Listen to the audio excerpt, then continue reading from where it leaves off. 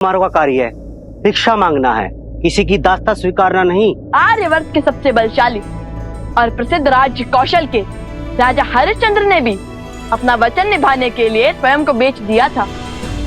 हम उनके ही अनुयायी हैं।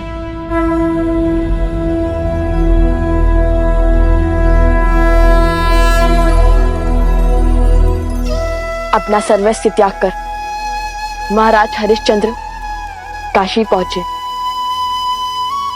काशी में जैसे तैसे उन्होंने अपना जीवन यापन किया। उनके पास ना खाने को कुछ था और ना पहनने को, बस साथ थी तो रघुकुल की रीत और परिवार की प्रीत, और साथ में चिंता की समय बीता जा रहा है और महर्षि विश्वामित्र की मांग कैसे पूरी की जाए। प्रणाम ऋषिवर।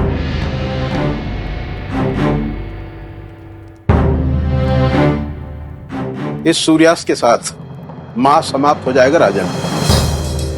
मेरा दान अभी शेष है। स्वामी, यदि मुझे बेचकर आपका वचन पूर्ण हो सके तो मैं सज्ज हूँ। नहीं, तुम्हारा लालन पालन पति होने के नाते मेरा कर्तव्य है। और पति के संकट में साथ पीड़ा उठाना और पति के वचन को बनाए रखना पत्नी का कर्तव्य है।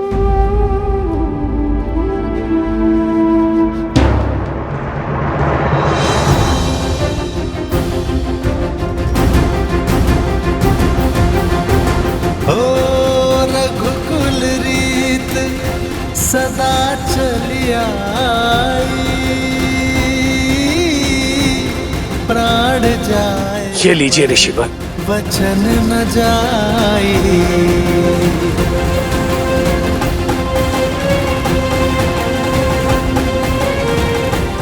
ऋण अभी शेष है। अपने वचन की रक्षा करने को राजा हरिश्चंद्र ने ऐसा दुखदाई कार्य भी किया। हम तो केवल उनके पच्चे नाव पर चल रहे हैं। प्राण जाए पर वचन ना जाए।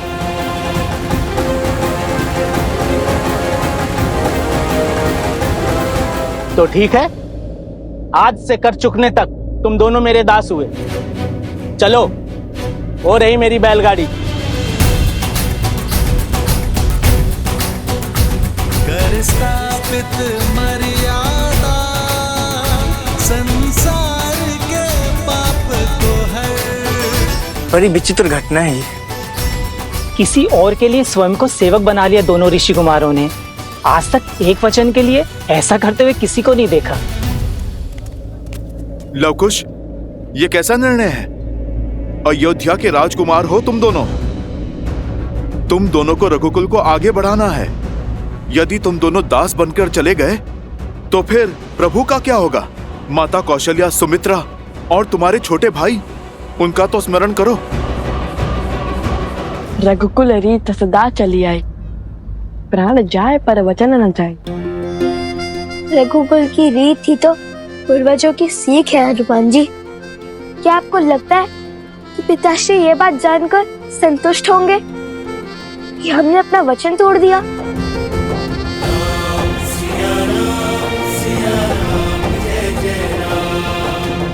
और क्या एक माँ और बेटे को अलग होते हुए ऐसे ही देखते रहे?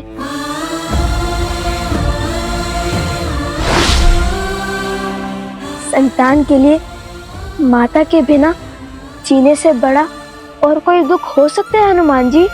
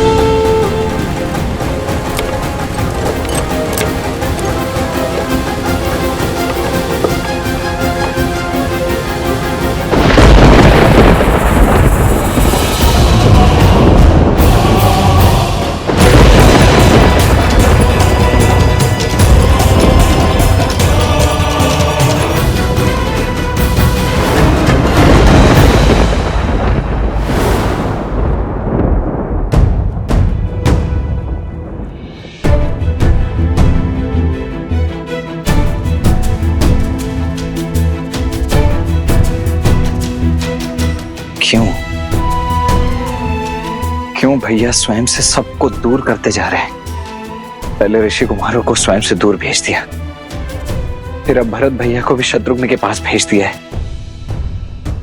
मंशा क्या है भैया की?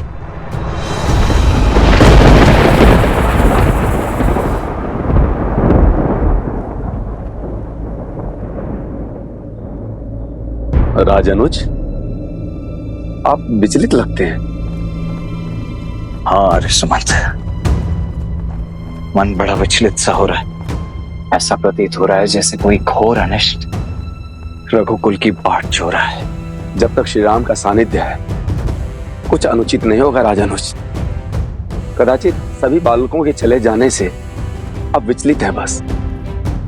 कुछ क्षण मंदिर में बैठिए, मन शांत होगा। यहाँ की चिंता मुझ पे छोड़ दीजिए।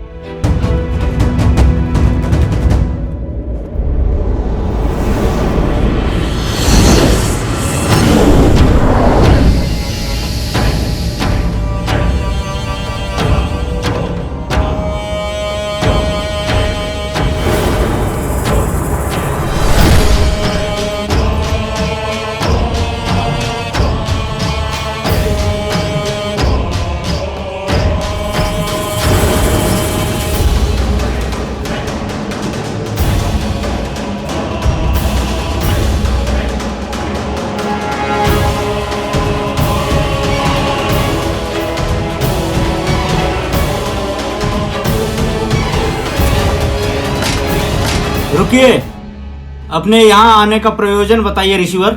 इतना पर्याप्त नहीं कि एक बैरागी श्री राम से मिलना चाहता है, उनसे शीघ्र मिलना आवश्यक है। अवश्य ऋषिवर, किंतु आज महाराज का सभी साधु सन्यासियों से एकांत में मिलने का, उनके दुख सुख समझने का दिन है। ये सभी आपसे पूर्व श्री राम से भेंट की बाट जोर है। क्षमा करें, इनकी प्रतीक्षा से मुख मोड़ के इनसे पूर्व आपको आगे जाने देना उचित नहीं होगा।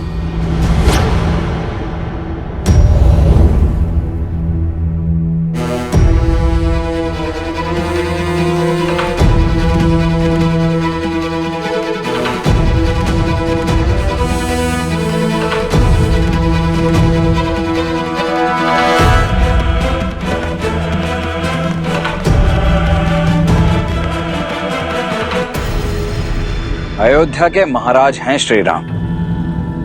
बिना अग्रिम सूचना के तो काल को भी उनसे भेंट करने का अधिकार नहीं है। फिर आप कौन हैं? यदि मुझे परिचय की आवश्यकता है तो लीजिए, श्री राम को दे दीजिए। अभिमा, ये मुद्रिका देख, वह स्वयं ही मुझे बुला लेंगे। ये मुद्रिका आपके पास आई कहां से? है कौन आप? कृपा करके शीघ्र मेरी श्री राम से भेंट करा दीजिए, आपको सभी प्रश्नों के उत्तर मिल जाएंगे।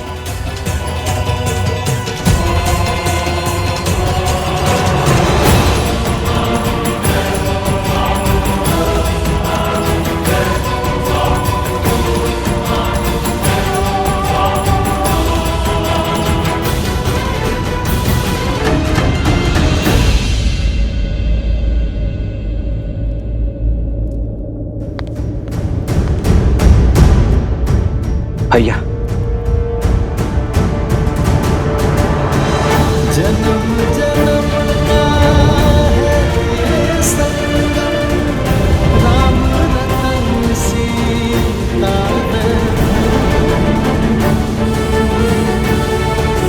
बाहर एक सन्यासी आए हैं, ये मुद्रिका लेकर। कहते हैं कि ये मुद्रिका ही उनका परिचय है। उन्हें सम्मान सहित भीतर लाओ लक्ष्मण। परंतु ये सन्यासी हैं कौन भैया, और ये मुद्रिका उनके पास? सर्वप्रथम उन्हें भीतर लाओ लक्ष्मण।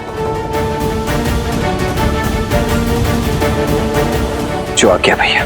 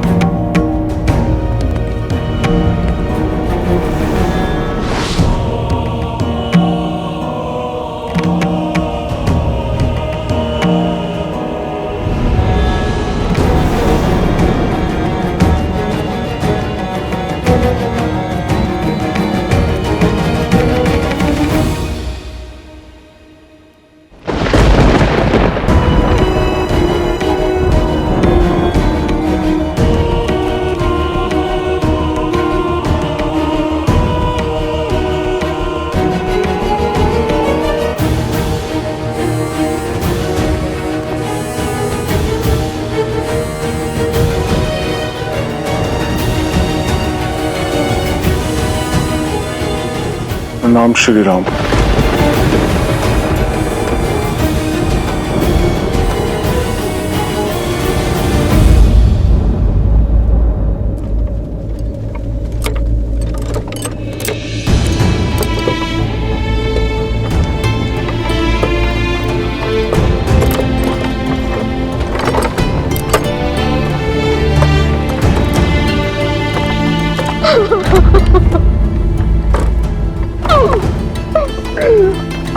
प्रभु रुकिए रुकिए रुकिए प्रभु रुकिए।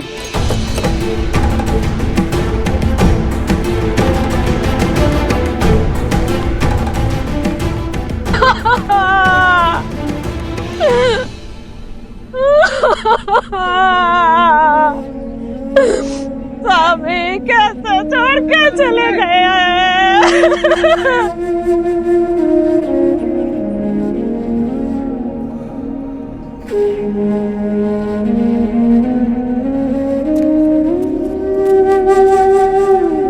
ये माता इतनी पीड़ा में है, विलाप कर रही है, अपने पति को भी खो चुकी है, फिर भी इनकी सहायता के लिए कोई आगे क्यों नहीं आ रहा है? क्योंकि सबको अपने प्राण प्रिय हैं। इनके पति को स्पर्श जन रोग था, कल से यहाँ बैठी हैं, किंतु कोई आया नहीं इनके अंतिम संस्कार के लिए। पर रोगी की तो सहायता करनी चाहिए ना। ये रोग से ग्रस्त था, बाकी सब भय से। भय कहीं संक्रामक रोग उन्हें ना हो जाए।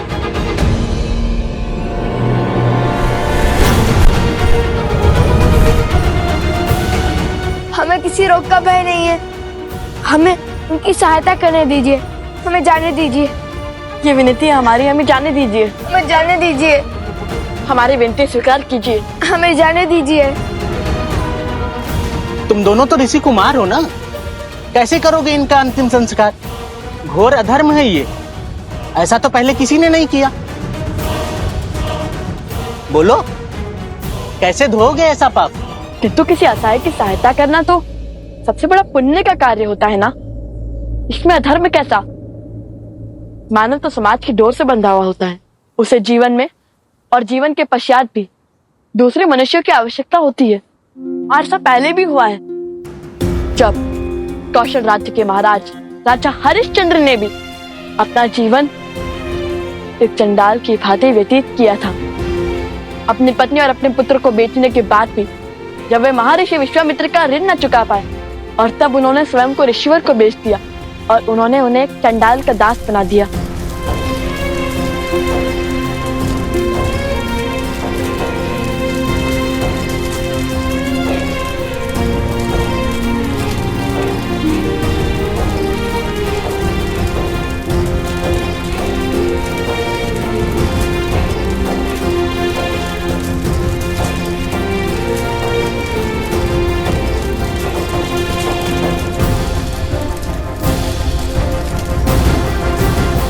तुम्हारा कार्य यहाँ लाए गए सभी शरीर से दाह संस्कार शुल्क लेना है।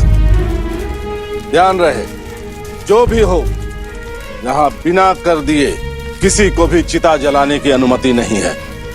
समझ गए?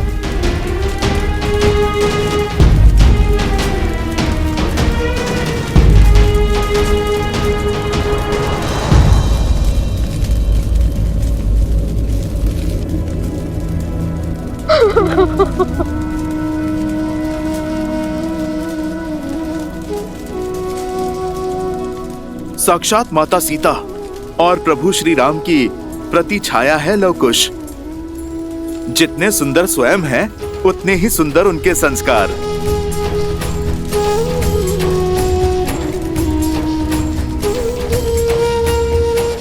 आयुष्मान भव।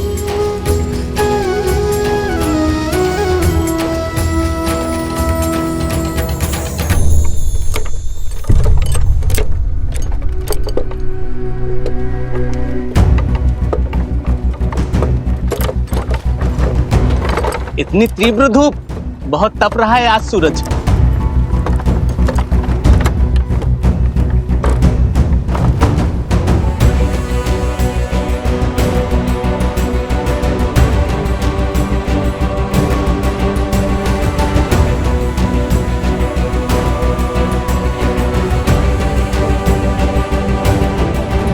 उतरो और ये सभी वस्तुएं नीचे उतारो। और हाँ, ध्यान देना कोई भी चीज टूटनी ना पाए। लव कुश का काम तोड़ना नहीं जोड़ना है।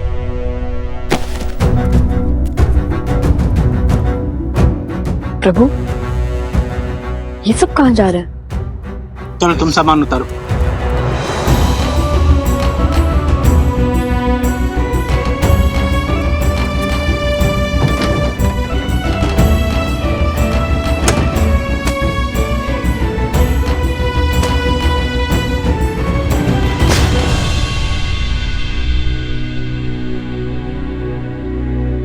लीजिए, हो गया आपका कार्य पूर्ण। बताइए ना, ये सब लोग क्यों जा रहे हैं? मलेच्छों का भय का दृश्य है ये। सबको अपनी पूर्वजों की भूमि को छोड़कर जाना पड़ रहा है। वर्षों पुरानी कथा है। इस गांव के चहुओर जो घना जंगल देख रहे हो, इन्हीं वनों में मलेच्छों का राज है। वे मलिच्छ जिनकी भूख कभी तृप्त नहीं होती। कहते हैं वो भी पहले यहाँ मुख्य भूमि पर रहा करते थे, लेकिन अपनी असामाजिक गतिविधियों के कारण राजा मनु ने उन्हें देश निकाला का शाप दे दिया। घने वनों के अंधकार में रहने का आदेश दिया, हमारी सीमा से दूर। कहते हैं यदि वो लोगों के बीच एक समुदाय में रहें तो राजा मनु के श्राप के कारण स्वयं भस्म हो जाएंगे, क्योंकि उन्होंने वैदिक धर्म, नियम और रीतियों का उल्लंघन किया, वर्जित मांस और भोजन खाया, अधपका भोजनों को ग्रहण किया, पशुओं के त्वचा से बने हुए वस्त्र पहने और उन्हें त्यागने से मना कर दिया। देख रहे हो, इस संपूर्ण वन में एक भी पशु जीवित नहीं बचे और पशुओं के अंत के साथ ही इस गांव में मृत्यु का खेल आरंभ हो गया। रात्रि होते ही ये राक्षस हमारे गांव पर टूट पड़ते हैं। ये दुष्ट हमारे पशुओं को मारकर खाने लगे, छोटे छोटे बालक बालिकाओं को भी नहीं छोड़ते, और हम साधारण मानवों के लिए उनसे लड़ना असंभव हो गया था।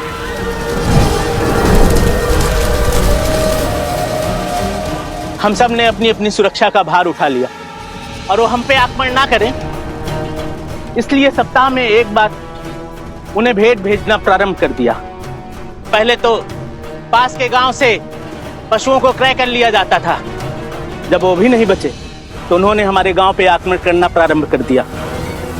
लगता है शीघ्र ही हमें भी अपनी पूर्वजों की भूमि को त्यागना पड़ेगा। श्री राम, मैं चाहता हूं कि हमारी ये भेंट संसार के लिए गोपनीय रहे। इसे तीनों लोक में कोई ना सुन पाए। लक्ष्मण जी भैया, हम दोनों एक महत्वपूर्ण चर्चा में हैं। जब तक ये समाप्त ना हो, जब तक मैं आज्ञा ना दूं, तब तक कोई इस कक्ष के भीतर नहीं आएगा। और यदि आया तो नियमानुसार महाराज राम उसे जो भी दंड देंगे उसके लिए वही निर्धारित होगा। जो इस आज्ञा का उल्लंघन करेगा, मैं उसे मृत्यु दंड दूंगा।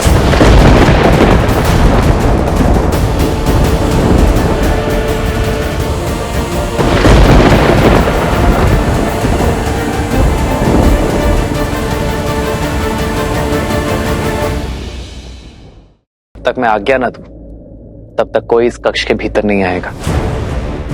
और यदि आया तो नियमानुसार महाराज राम उसे जो भी दंड देंगे उसके लिए वही निर्धारित होगा। जो इस आज्ञा का उल्लंघन करेगा, मैं उसे मृत्यु दंड दूंगा।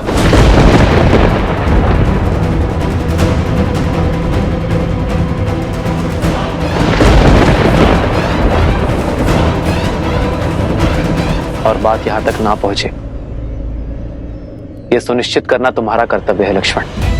इसलिए इस कक्ष के बाहर, इस द्वार के उस ओर तुम पहरा दोगे और किसी को भीतर आकर बाधा बनने की अनुमति नहीं दोगे। जो आज्ञा भैया।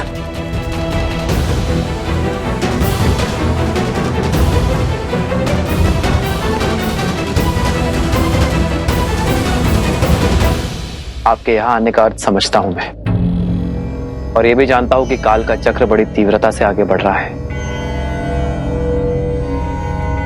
मेरा अभिवादन स्वीकार कीजिए काल पुरुष।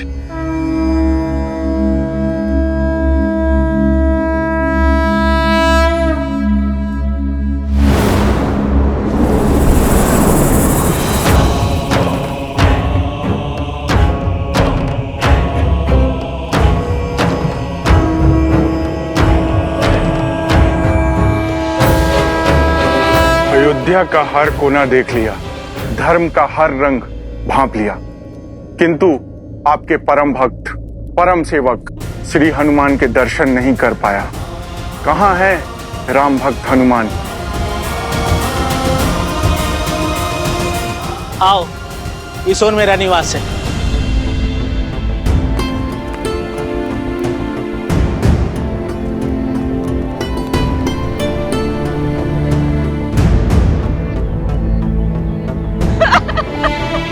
सुचिता, सुचिता, सुचिता, क्या हुआ सुचिता?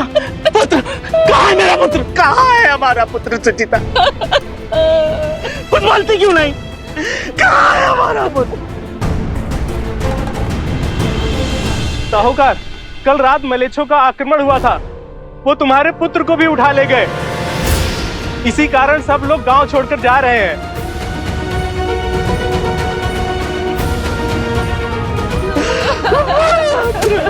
प्रभु,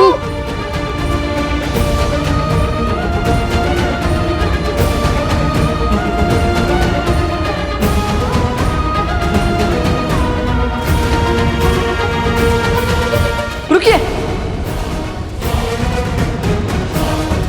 रुकिए, रुकिए, आप सुनिए।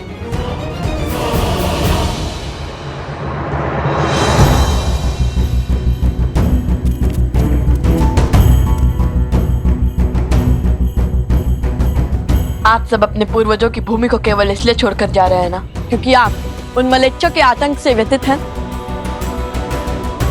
तो अपनी भूमि नहीं, अपना भय त्यागिए, क्योंकि अब हम करेंगे उनका अंत। हम देंगे आपको सुरक्षा की छाव, ताकि आपको अपनी पहचान, अपने पूर्वजों की धरोहर ना छोड़नी पड़े।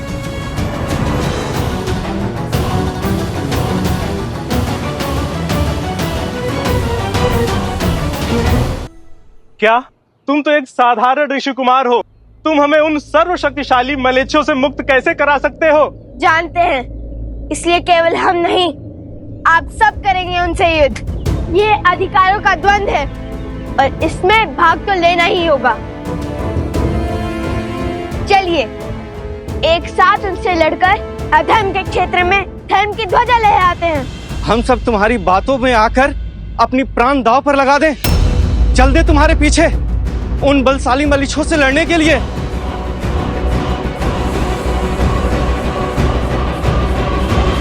मैं जानता हूँ कि निर्णय और युद्ध दोनों ही सरल नहीं है, किंतु जिनके पास विश्वास की शक्ति होती है वो कोई भी युद्ध जीत सकते हैं। चलो मित्रों, आगे बढ़ो। ये दो नन्हे बालक स्वयं को अत्यधिक बलशाली समझ रहे हैं। ये स्वयं तो मरेंगे और हमें भी मरवाएंगे। भैया, ये तो हमारे पल पर संदेह कर रहे हैं। चलिए, इन्हें अपना सत्य बता देते हैं, अपना परिचय दे देते हैं। नहीं नहीं नहीं, अभी हम इस समय केवल एक दास हैं, कुछ भी नहीं। हाँ हाँ, तुम मेरे दास हो, मेरे आज्ञा का पालन करना तुम्हारा कर्तव्य है। जाओ जाओ, मेरे पुत्र को शीघ्र लेके आओ।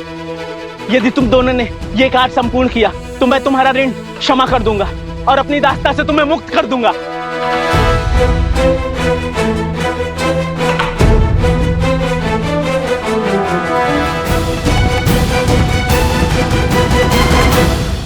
जिस कार्य को आप सब असंभव समझ रहे हैं वो संभव है। हमें एकजुट होकर हमारी एकता की शक्ति को जागृत करना होगा और अधर्मी और अवैधिक शक्ति को मिटाना होगा।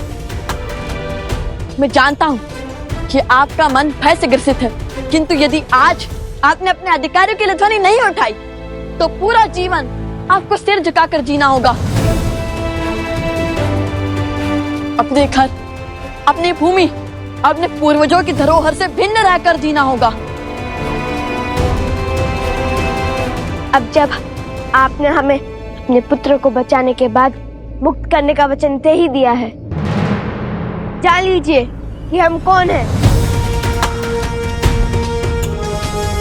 कदाचित तब आप हमारा साथ देने के लिए सज्ज हो जाए, भय के स्थान पर विश्वास जगा पाए।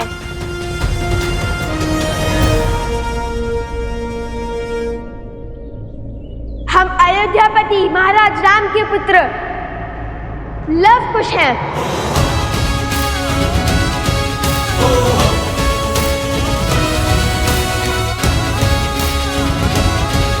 बताइए, अब तो चलेंगे ना आप हमारे साथ? क्या आप भी कोई संदेश शेष है? चलिए ना, उन अधर्मी राक्षसों को वैदिक धर्म सिखाएं। आज्ञा दे स्वामी। तुम कहो और हम मान ले। भला अयोध्या के राजकुमार ऐसे होते हैं, इतने दुख में रहते हैं, किसी के दास बनते हैं?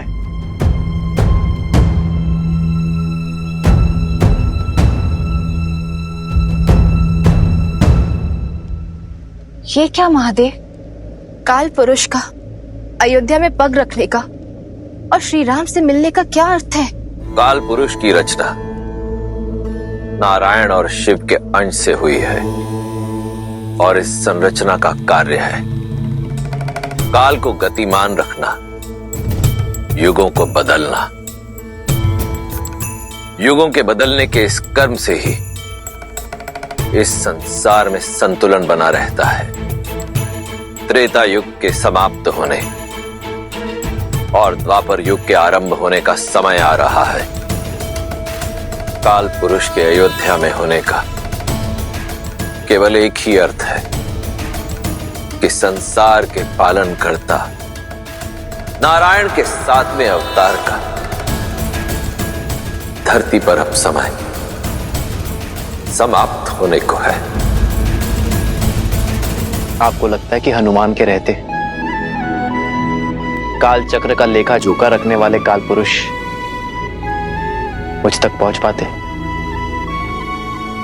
अयोध्या में अपने पग रख पाते? यमराज का संदेश लेकर मेरे राज्य तक पहुंचना, मुझसे भेंट करना यह असंभव का संभव होने के समान है। यदि हनुमान को इसकी भनक लगी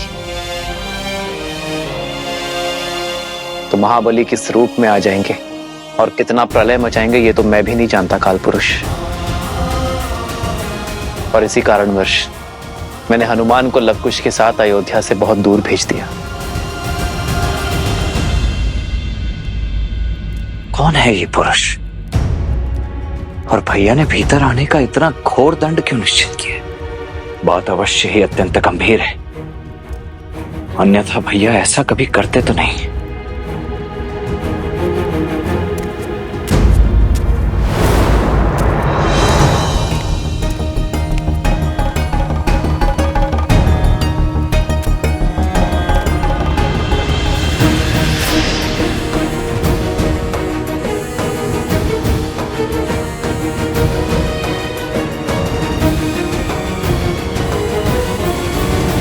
ये दोनों मिथ्या कहते हैं, ये भला राजकुमार कैसे हो सकते हैं? हमें तुम पर विश्वास नहीं। हमें तुम पर विश्वास नहीं है।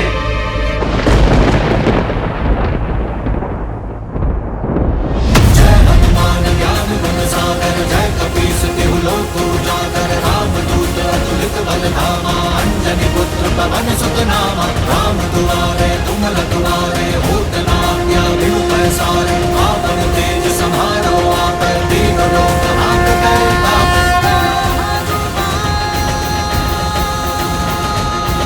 प्रभु श्री राम के दास इस हनुमान पे तो विश्वास है। हनुमान जी, हनुमान जी हैं। हनुमान जी, हनुमान जी। हाँ, ये वही है। उचित सुना है इनके विषय में। ये हैं कौशल नरेश, प्रभु श्री राम के पुत्र, राजकुमार लव और राजकुमार कुश। राजकुमार लवकुश है। राजकुमार लवकुश। आप दोनों क्यों विचलित हैं? मैं हूं ना, अभी इस समस्या का हल किए देता हूं। प्रस्ताव के लिए धन्यवाद हनुमान जी, किंतु समस्या केवल मलेच्छों की आक्रमण ही नहीं है, अपितु इतनी सरलता से उनका हार मानना भी है। अपने अस्तित्व, अपने पूर्वजों के इस भूमि से मुख मोड़ना भी है। हम चाहते हैं कि अपने अस्तित्व का ये युद्ध ये स्वयं लड़े।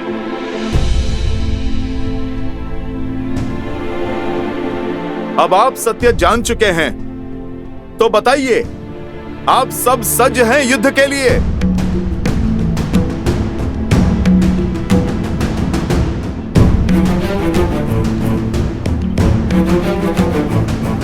रुक जाइए माता।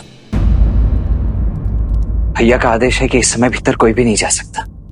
पुत्र, मैं मंदिर से आ रही हूँ। आज राम के लिए विष्णु भगवान के समक्ष आज विशेष अनुष्ठान करवाया था, बस उसी का प्रसाद देने जा रही हूँ। ऐसे शुभ कार्य में बाधा नहीं बनते। हटो मेरे मार्ग से। माता, मैं एक माता का मन समझता हूँ माता, परंतु आज आपको भी अपने इस पुत्र की दुविधा समझनी होगी। समझने का प्रयास कीजिए। इस समय भैया के समक्ष जाना उचित नहीं है। महाराज का आदेश है माता कि इस समय उनसे कोई भी भेंट नहीं कर सकता।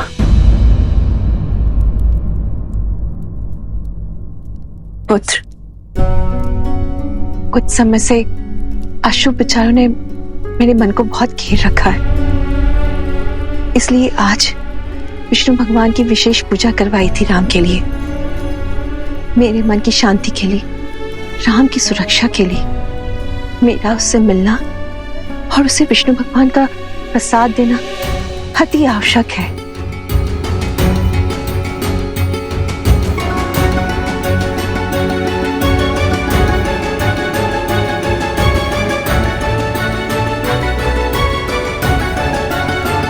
माता, आज तक अपने भैया का दिया हुआ प्रत्येक कर्तव्य पूरी निष्ठा से निभाता आया हूं मैं, और आज भी निभाऊंगा।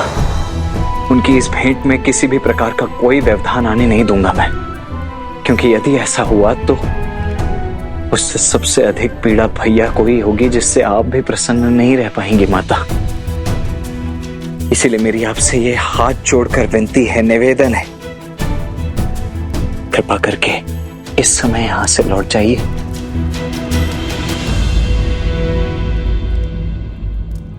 मैं भी ना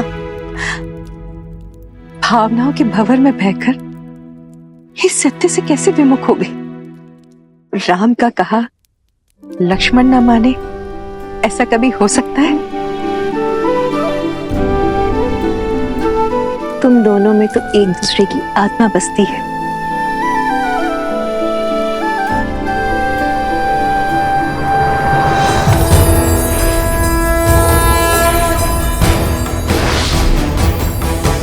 समय समीप है, त्रेता युग अंत की ओर जा रहा है। युग परिवर्तन होने वाला है।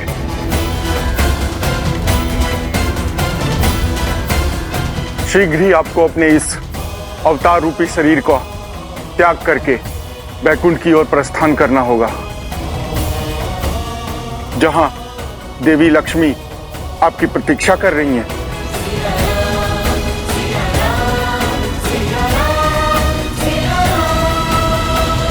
और यहाँ जो मेरे कार्य शेष है उनका क्या? लव कुश और बाकी सभी वंशज कुछ ही समय में शीघ्र ही कौशल को संभालने योग्य हो जाएंगे। जैसे ही आपका ये कार्य संपूर्ण होगा, वैसे ही आपको अपना ये शरीर त्यागना होगा, और उससे पूर्व बैकुंठ में आपकी सैया को सज्ज होना होगा।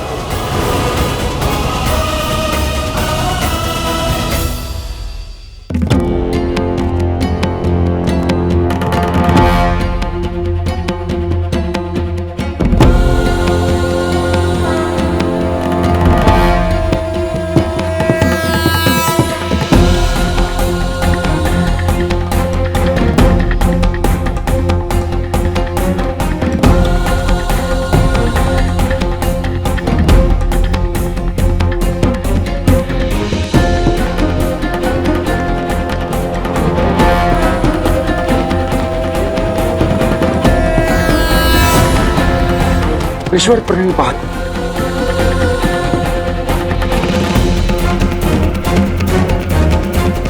ये यहाँ और इस समय कहीं क्रोधित ना हो जाए।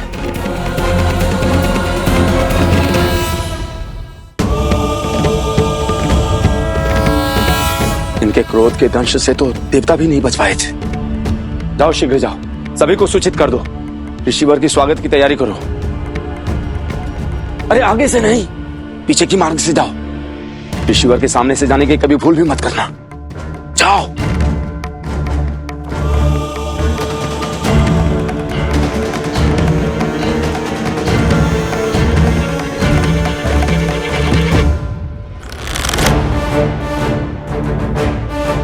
अलग से दूर हटो दुष्ट, अन्यथा तुम्हारे प्राण हर लूंगा।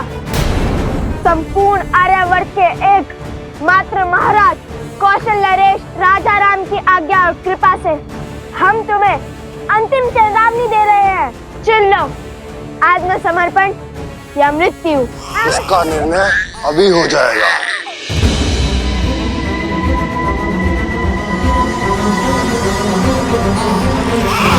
पुत्र!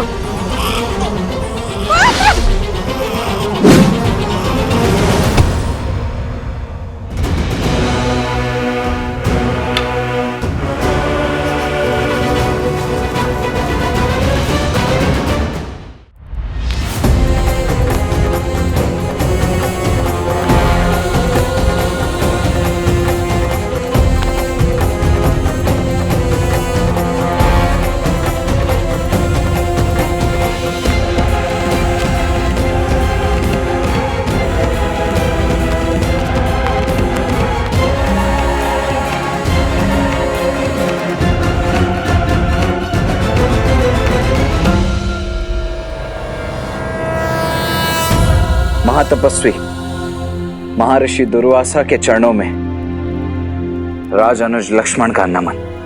यशस्वी भव।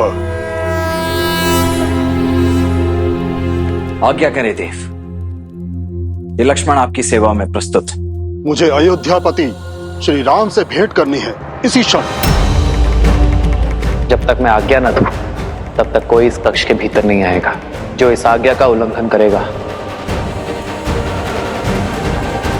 मैं उसे मृत्यु दंड दूंगा।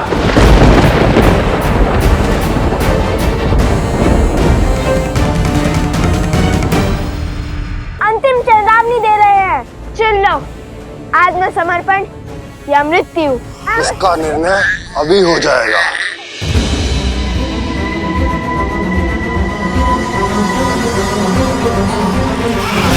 पुत्र!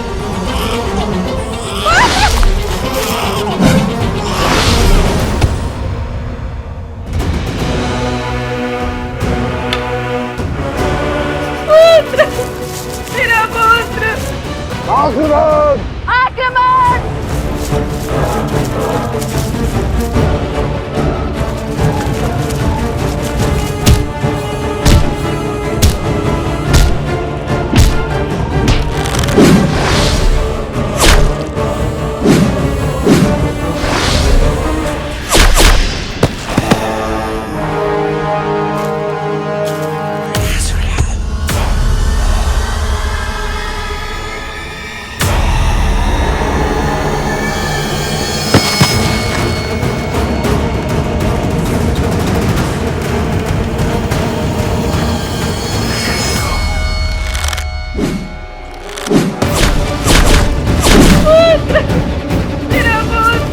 कुश, तुम इन्हें संभालो, मैं इस बालक की सुरक्षा देखता हूँ।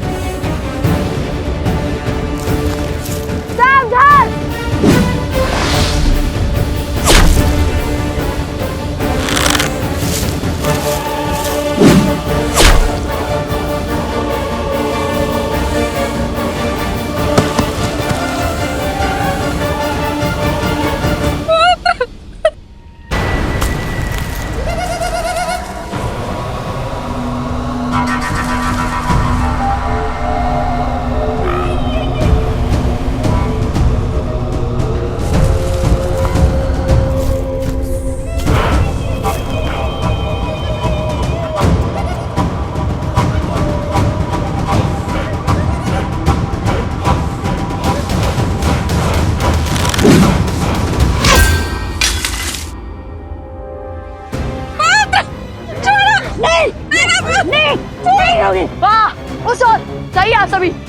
शीघ्र।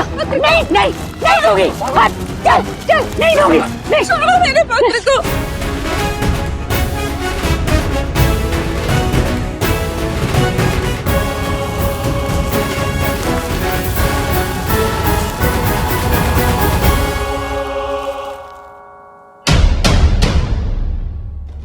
सावधान।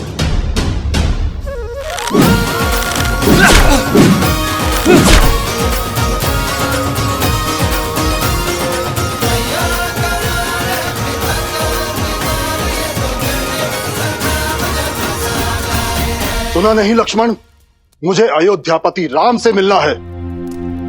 द्वार खोलो राज अनुज। क्षमा करें महर्षि, परंतु मैं इस समय आपको भीतर जाने नहीं दे सकता। जानते नहीं किसे रोक रहे हो? भूल गए कैसे तीनों लोग दुर्वासा के क्रोधाग्नि के विचार मात्र से थर थर कांपते हैं। सर्वशक्तिशाली देव भी मुझे क्रोधित कर श्रीहीन हो गए, और तुम तुच्छ मानव होकर मुझे अपमानित कर रहे हो। जिस दुर्वासा के समक्ष संसार समर्पण कर देता है, उसके समक्ष तुम एक छोटे से राज्य के नरेश के भी अनुज, तुम मुझे क्रोधित करने का तो साहस कर रहे हो। क्षमा करें ऋषिवर, परंतु क्रोध की ऊंचाई क्या होती है ये कम से कम लक्ष्मण को तो नहीं सिखाई है, क्योंकि क्रोध पर केवल आपका ही एकाधिकार तो नहीं है।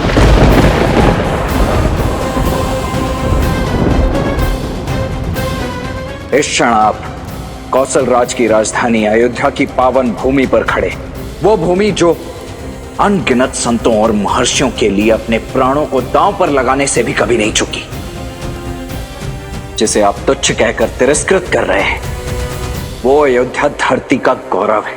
बहुत अभिमान है तुम्हें अपनी अयोध्या पर, उचित है तो सुनो महान अयोध्या के महान राज अनुज। यदि आज राम की तरफ बढ़ता हुआ मेरा एक पग भी रोका गया, तो मैं अपने तेज से इस संपूर्ण नगर को जलाकर भस्म कर दूंगा।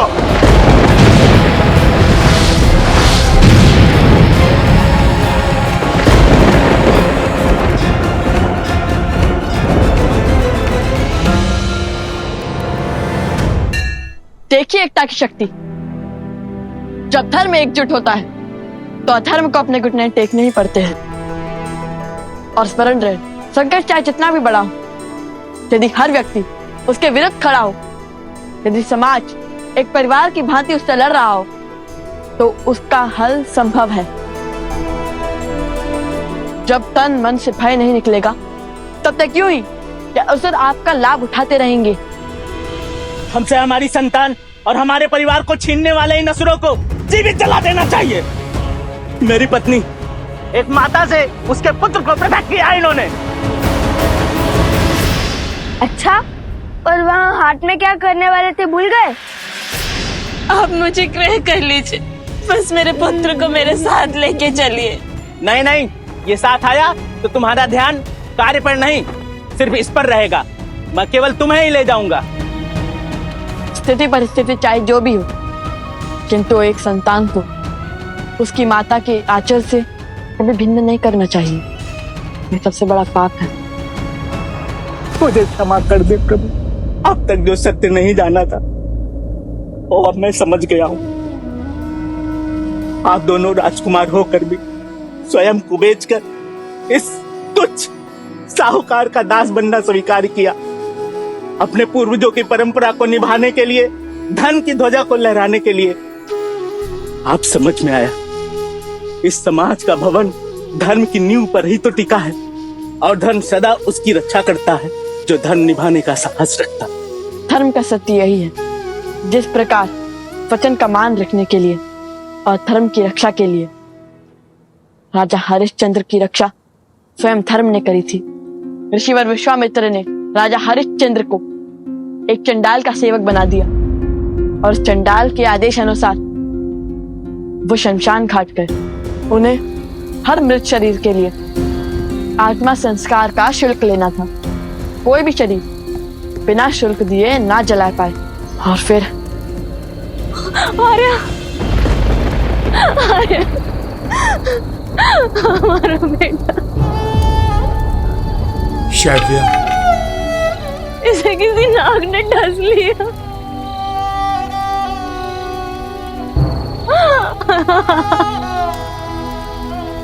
पुत्र,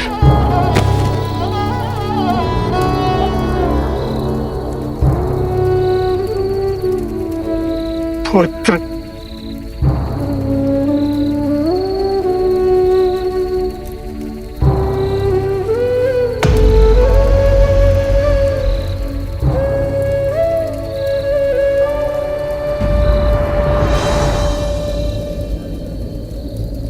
आपको इसके दाह संस्कार का शुल्क देना होगा देवी। क्या? ये राजा हरिश्चंद्र का पुत्र है और यहां खड़ा व्यक्ति इसका पिता नहीं, एक सेवक है जो कर लिए बिना दाह संस्कार नहीं करने देगा। आपको इसका शुल्क चुकाना होगा देवी।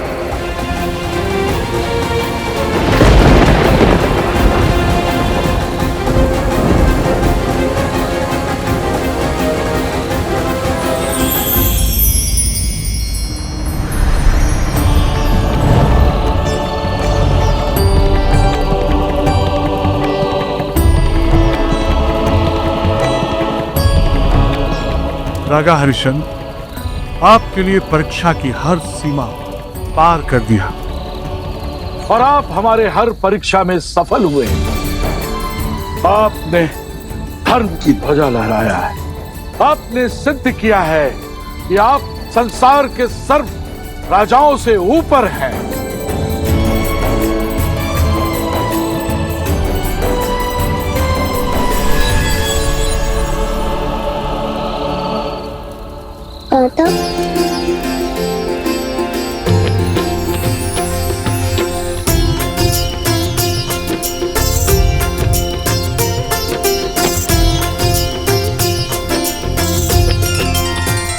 राजा हरिश्चंद्र की धर्म की प्रतिनिष्ठा ने उन्हें संसार कद में सबसे ऊंचा बना दिया। विश्वामित्र जी ने उन्हें अपना राजपाट सब वापस दे दिया और उनकी दया नीति के कारण देवता भी उनके आगे नतमस्तक होने को सच थे। आइए राजा हरिश्चंद्र, स्वर्ग में आपका स्वागत है। मुझे कहना होगा, आपका राज्य न्याय और धर्म से इतना परिपूर्ण है कि उसे केवल धरा पर ही नहीं, यहाँ स्वर्ग में भी स्थापित होना चाहिए। आइए, आपके आने से मेरे स्वर्ग की शोभा और भी बढ़ गई। नहीं इंद्रदेव, मेरे साथ मेरी प्रजा ने भी अनेकों कष्ट सहे हैं। उन्हें छोड़कर मैं स्वर्ग नहीं आ सकता। उचित है। ऐसी स्थिति में यदि आप चाहें तो आपके साथ आपकी प्रजा एक दिवस के लिए यहाँ स्वर्गलोक आ सकती है।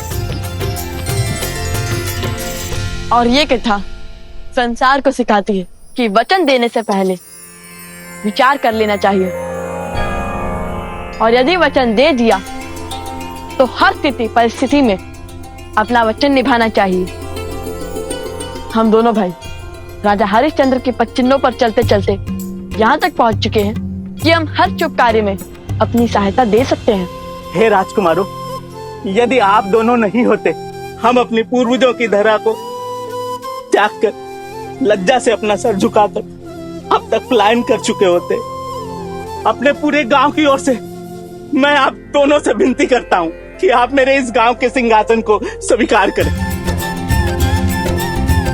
हाँ, आप ही हमारे महाराज हैं। हमारे महाराज हैं। हाँ हाँ, आप ही हमारे महाराज हैं।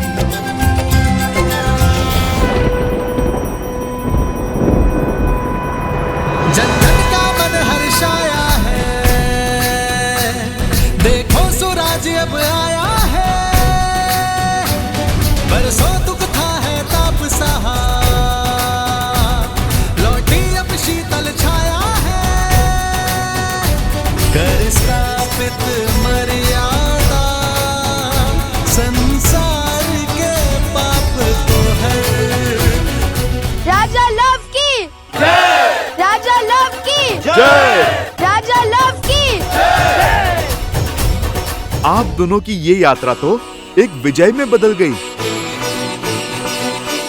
आप दोनों ने मलेच्छों का संहार कर असंभव को संभव कर दिया। आप दोनों ही धन्य हैं। ऐसे असंभव को संभव करने वाले कुमारों को पाकर कौशल राज्य ही क्या, संपूर्ण भारतवर्ष धन्य हो गया। और राजकुमार लव के साहस के लिए आज से ये स्थान लवपुरी के नाम से जाना जाएगा। लवपुरी के महाराज लव की, लवपुरी के महाराज लव की।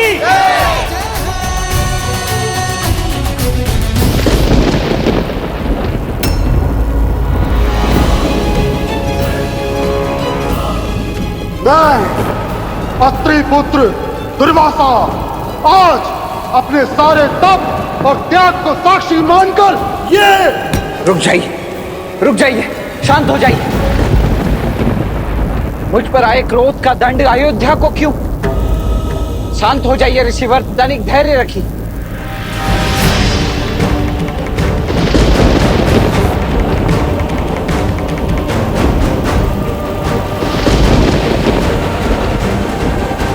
मैं आपके हर आदेश के आगे नतमस्तक होने को सज्ज हूं। कृपा करके शांत हो जाइए। अयोध्या को अपने क्रोध की अग्नि में मत भस्म कीजिए।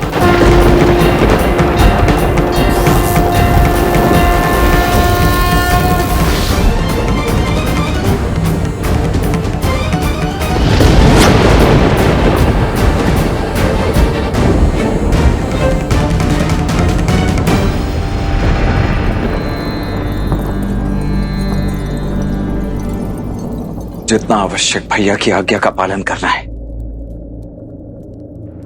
उतना ही आवश्यक अयोध्या की रक्षा का धर्म भी है। मैं क्षमा प्रार्थी हूं ऋषिवर, कृपया अपना क्रोध त्याग दीजिए।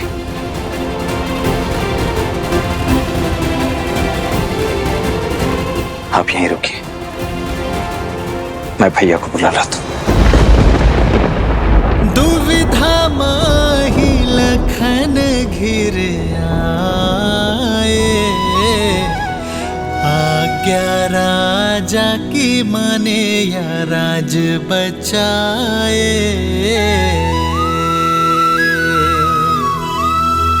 रघुकुल मांगे सबसे अगन परीक्षा, प्राण देने साज लखन बचाने अयोध्या।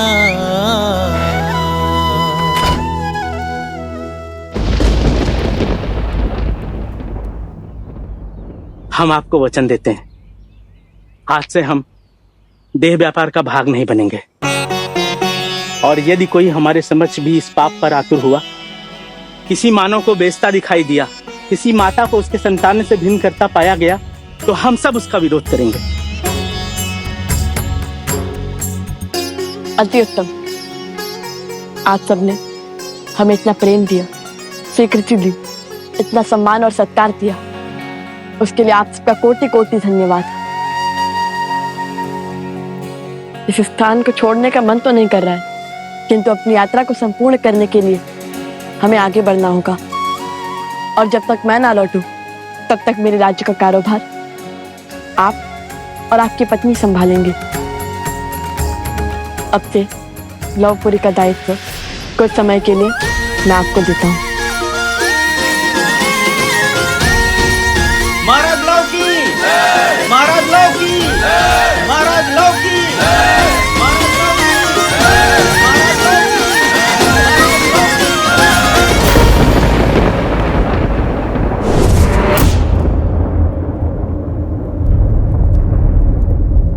ये क्या किया तुमने लक्ष्मण? जो इस आज्ञा का उल्लंघन करेगा, मैं उसे मृत्यु दंड दूंगा।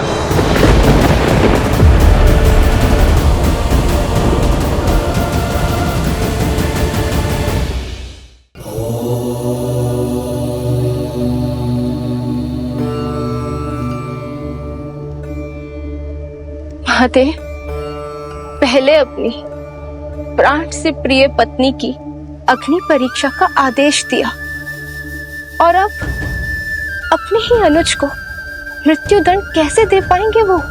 देवी, मेरे श्री राम का आयन संसार को यही सीख तो देता है कि कैसे प्रतिकूल परिस्थितियों में भी स्वयं को संभाला जाए, कैसे विषम से विषम आपदा में भी मर्यादा के पद से अडिग ना हो हम। अब देखना तो यह है देवी कि उलझनों के इस भंवर को कैसे सुलझाएंगे मेरे श्री राम।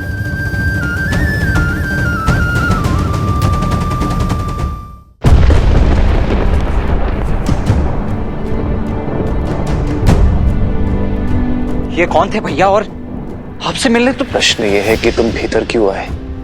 क्यों लक्ष्मण? मेरे आदेश देने पर भी तुम मृत्यु दंड के मुख में क्यों चले आए? मैं भीतर आने और आपकी आज्ञा का उल्लंघन करने के लिए क्षमा प्रार्थी हूं महाराज, किंतु मैं यहां यदि नहीं आया होता तो महर्षि दुर्वासा संपूर्ण अयोध्या को जलाकर भस्म कर देते।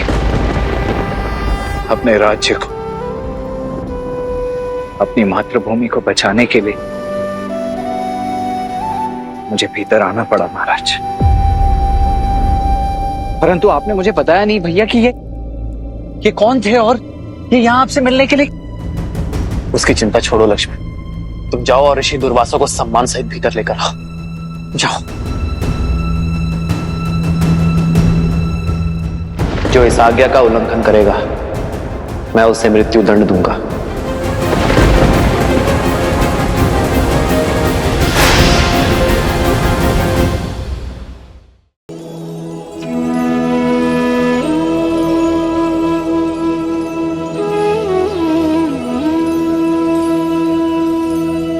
पधारिए ऋषिवर।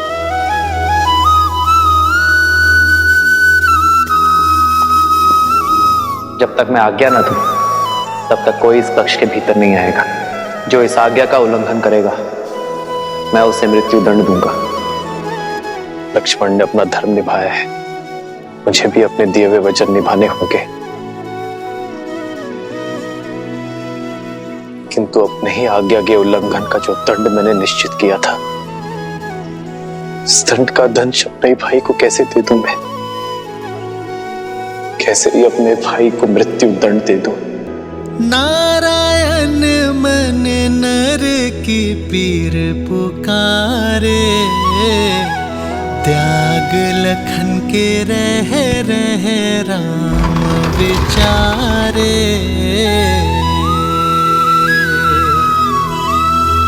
बन के कवच जो जन्म का साथ निभाए, मृत्यु दंड उसे कैसे राम सुनाए।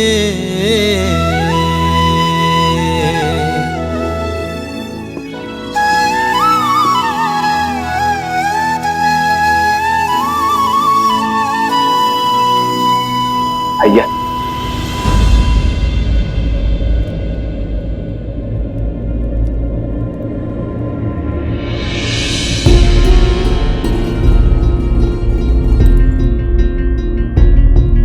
प्रणाम महर्षि।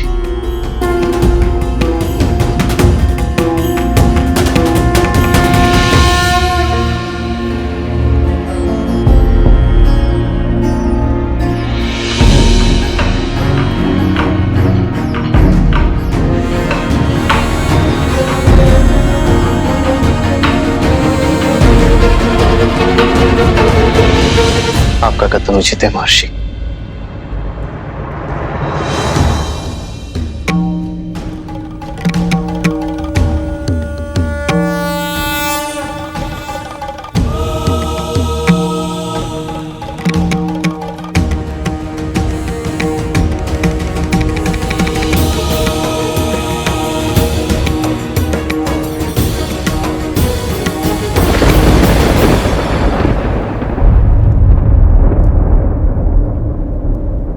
लक्ष्मण,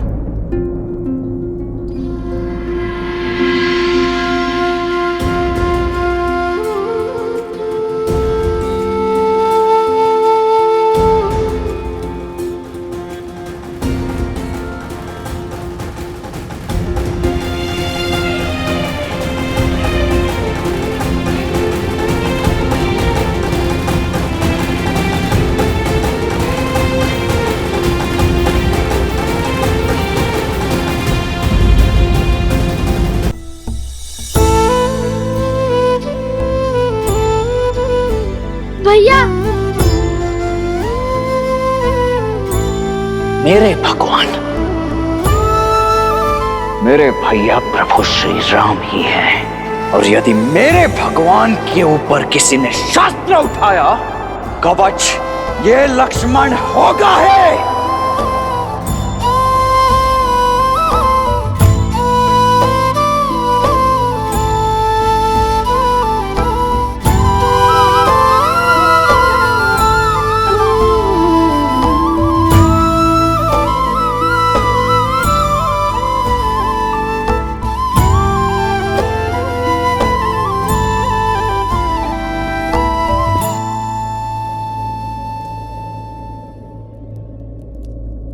क्षमा कीजिए भैया, मैं आपका अपराधी हूं। मुझे खेद है कि मैं आपकी आज्ञा की अवज्ञा करके भीतर कक्ष में प्रवेश कर गया। मैं जानता हूं कि आप इस बात से अत्यंत व्यथित और विचलित हो गए, और मुझे इस दुस्साहस के दंड का भी भान है। आपकी चिंता का यही कारण है ना भैया? भैया, यदि मैं ऋषि दुर्वासा को भीतर नहीं आने देता तो तुमने जो भी किया अपनी प्रजा और प्रजावासियों को बचाने के लिए किया।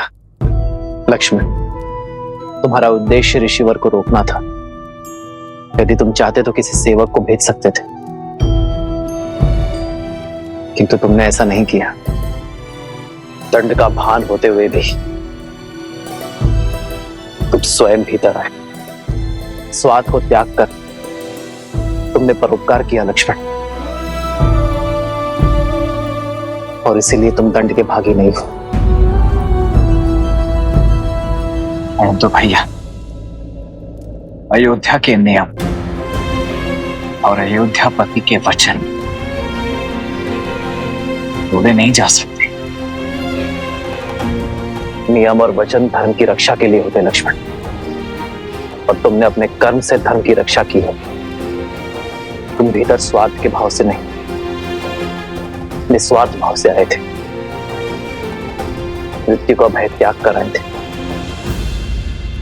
और इसीलिए तुम्हारा दंड क्षमा योग्य है लक्ष्मण।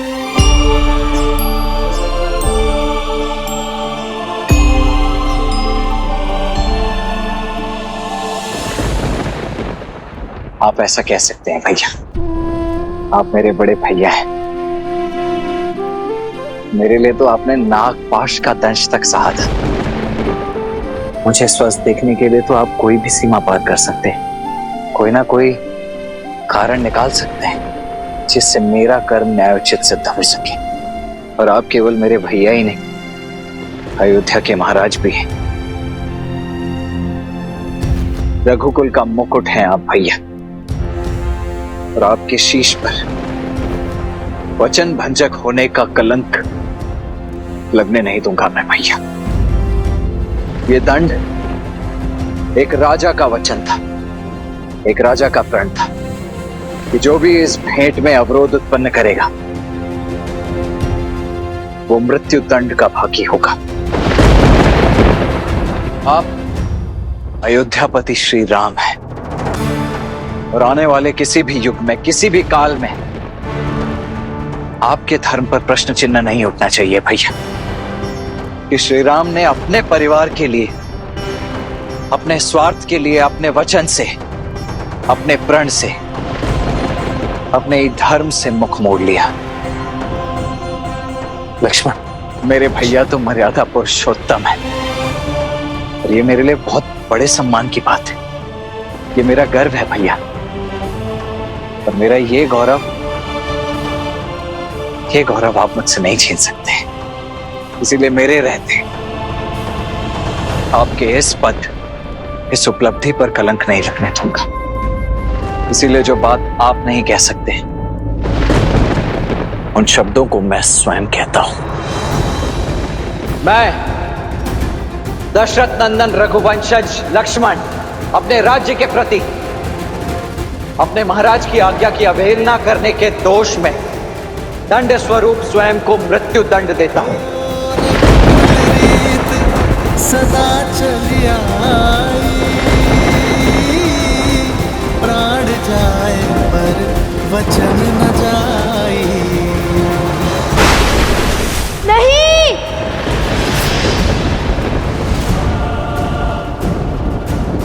कुछ क्या हुआ? तुम ठीक तो हो ना? मैंने बहुत बुरा सपना देखा हनुमान जी।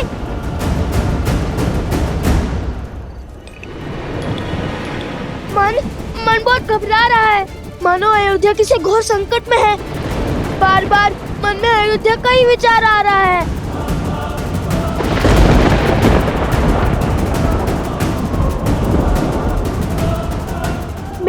मेरे स्वप्न का क्या कारण है? क्यों मेरा मन इतना व्यथित है?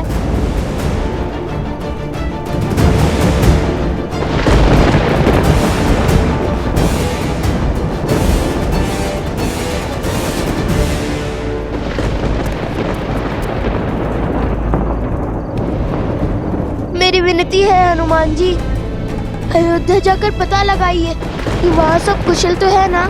वैसे तो मैं कभी भी अपने प्रभु की आज्ञा को नहीं टालता,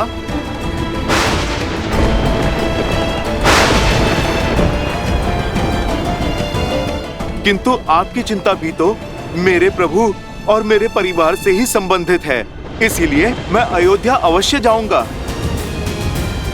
यदि अयोध्या पे संकट के बादल मंडरा रहे हैं तो आप निश्चिंत हो जाइए। मेरे रहते मेरे प्रभु श्री राम और उनके परिवार पर कोई आंच नहीं आ पाएगी।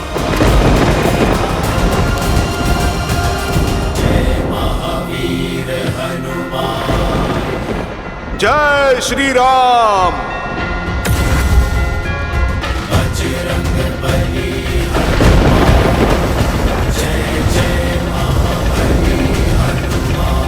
कुमार कुश को अकस्मात ऐसा स्वप्न आना और मेरे हृदय का घबराना मात्र संयोग नहीं हो सकता। हे महादेव, अयोध्या पे संकट का कोई मेघ बरसने मत दीजिएगा। मेरे प्रभु के नगर को विपदा की हर एक आंधी से बचाइएगा। जय श्री राम।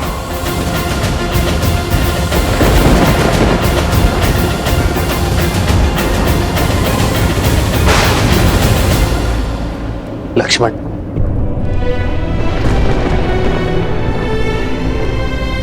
तुम धर्म की रक्षा के लिए अपने प्राण तक दांव पर लगाने के लिए सच हो गए। गर्व है मुझे तुम पर, तुम्हारी धर्मनिष्ठा पर। धन्यवाद भैया। मुझे ज्ञात था कि आप मेरे निर्णय के कारण को अवश्य समझेंगे और इसमें मेरा साथ अवश्य देंगे, किंतु निर्णय एक का पक्ष सुनकर नहीं लिया जाता लक्ष्मण। अब तक मैंने तुम्हारी बात सुनी और समझी, अब बारी तुम्हारी है लक्ष्मण, अयोध्या के महाराज की बात सुनने की। और मैं तुम्हें आदेश देता हूं कि अभी इसी क्षण से इस चर्चा को समाप्त कर दो। परंतु भैया, हाँ लक्ष्मण, मैं इस चर्चा का अंत करना चाहता हूं। सीता को खोने के पश्चात मैं अपने भाई को नहीं खोना चाहता लक्ष्मण। मैं तुम्हारी मृत्यु का आदेश नहीं दे सकता। क्षमा करें महाराज, परंतु अयोध्यापति के इस आदेश को नीति की स्वीकृति नहीं है। रघुकुल के सम्मान के लिए, वचन के लिए रघुवंशी अपना बलिदान देते हैं और इस बलिदान से मैं अपना पग पीछे नहीं ले सकता। लक्ष्मण महाराज, और बड़े भाई होने के नाते आपसे आज्ञा चाहता हूं, क्योंकि आपकी आज्ञा के बिना मेरे पग आगे भी कैसे बढ़ पाएंगे। ये पावन धरती छोड़ परलोक नहीं जा पाएंगे भैया।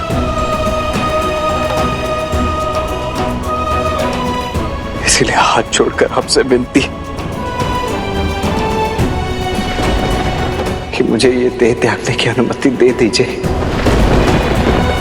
तुम कैसी बातें कर रहे हो लक्ष्मण?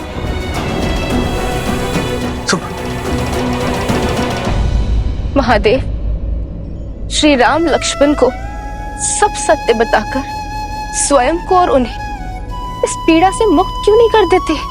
क्योंकि नर अवतार को भावनाओं के भंवर को सहना ही पड़ता है देवी।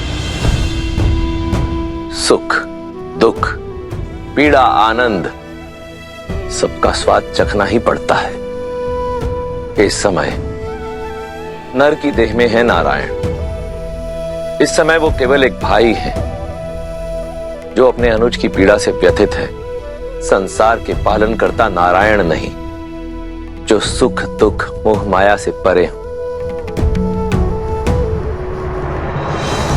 बैठो लक्ष्मण।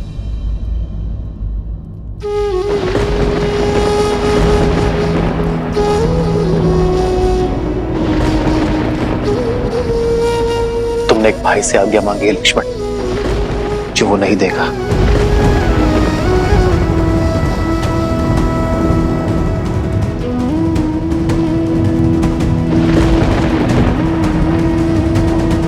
स्मरण है लक्ष्मण, गुरु वशिष्ठ के आश्रम में मैंने तुमसे क्या कहा था? तुम छाया नहीं हो मेरी, क्योंकि छाया तो अंधकार में साथ छोड़ देती है ना। तुम मेरी आत्मा हो, अगर तुम रूठे तो मैं नहीं। तुम ही बताओ लक्ष्मण, क्या आत्मा शरीर से पृथक हो सकती है?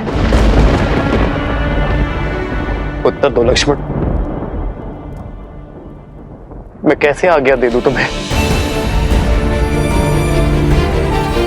लक्ष्मण, तुमने तो अपना जीवन, अपना सर्वस्व मुझ पर लुटाया है।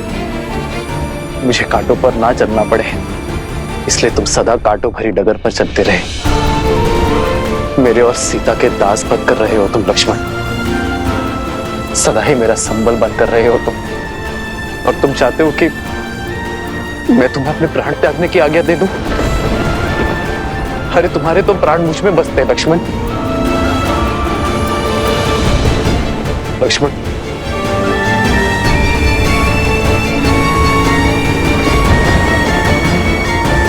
आने वाला युग चाहे मुझे अधर्मी कहे, मुझ पर लांछन लगाए, तो मेरा धर्म यही कहता है लक्ष्मण कि तुमने अपनी प्रजा की रक्षा के लिए निर्णय लिया,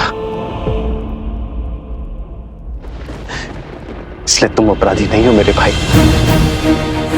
लक्ष्मण, तुमने ये नहीं सोचा कि यदि तुम्हें कुछ हो गया तो मैं सुमित्रा माता को क्या उत्तर दूंगा?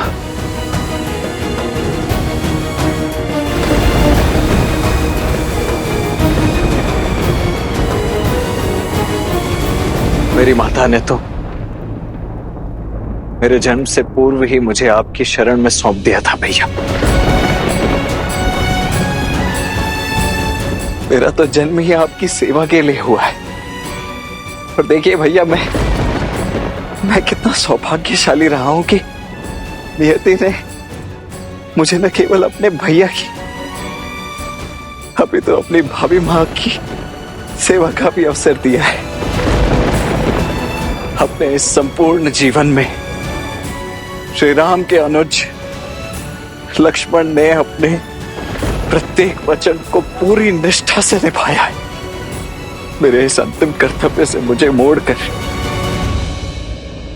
मेरी सेवा को कलंकित मत कीजिए भैया।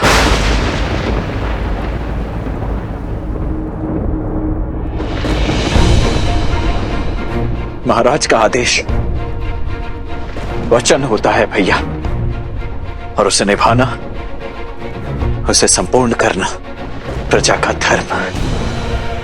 अब आपकी आज्ञा का उल्लंघन तो कर ही चुका हूं मैं, परंतु उससे जुड़े आदेश को अवश्य पूरा करूंगा मैं।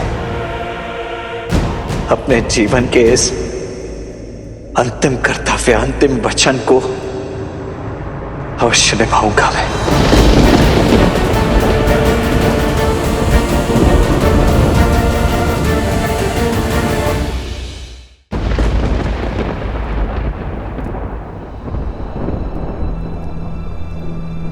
परंतु अपने भैया की अनुमति मिलने के पश्चात, इसलिए जब तक आप मुझे स्वयं देह त्यागने की अनुमति नहीं दे देते, तब तक इसी क्षण से ये लक्ष्मण अन्न जल त्यागने की प्रतिज्ञा लेता है।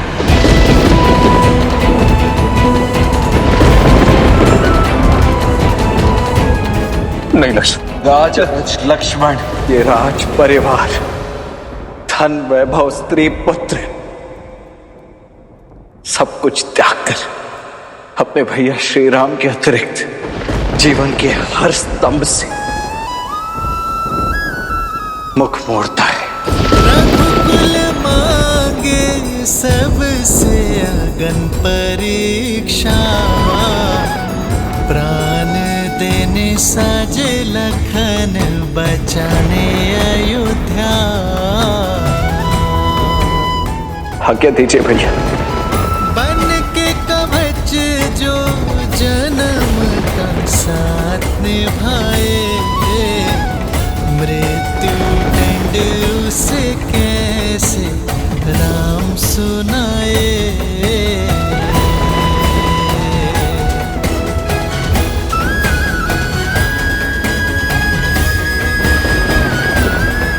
आदर